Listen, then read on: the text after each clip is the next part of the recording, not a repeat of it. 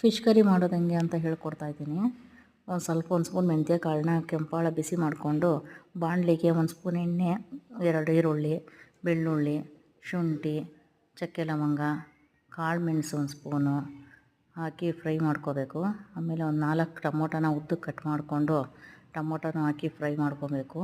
Tomato fry ಮಾಡ್ಕೊಂಡಾಗೆ ಸ್ವಲ್ಪ fry ಮಾಡಿ ಆಮೇಲೆ ಒಂದು ಅರ್ಧ ಹೋಳು ತೆಂಗಿನಕಾಯಿನ ಮಿಕ್ಸಿಗೆ ಹಾಕಿ ಪುಡಿ ಮಾಡ್ಕೋಬೇಕು.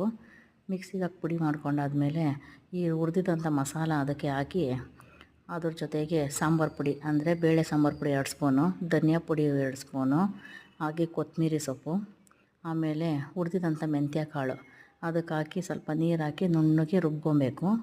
ರುಬ್ಕೊಂಡಾದ್ಮೇಲೆ ಒಂದು ತಪ್ಪಲೆ ಒಳಗೆ ಎಣ್ಣೆ, ಈರುಳ್ಳಿ, ಸಾಸಿವೆ, ಈ ರುಬ್ಬಿದಂಥ ಮಸಾಲ ಅದಕ್ಕೆ ಹಾಕಿ ಕುದಿಯೋಗಿಡಬೇಕು. ಆಮೇಲೆ ಅದಕ್ಕೆ ಹುಣಸೆ ಹಣ್ಣಿನ ರಸ ಹಾಕಿ ಆಮೇಲೆ ಸ್ವಲ್ಪ ಉಪ್ಪು ಹಾಕಿ ಗಟ್ಟಿಗೆ ಕುದಿಸ್ಕೋಬೇಕು. ಮೀನು ಸಾರು ಯಾವತ್ತೂ ಗಟ್ಟಿಗೆ ಕುದ್ದಿರಬೇಕು. ಅದು ಹಸಿ ವಾಸನೆ ಹೋಗೋವರೆಗೂ ಚೆನ್ನಾಗಿ ಕುದಿಸ್ಬೇಕು.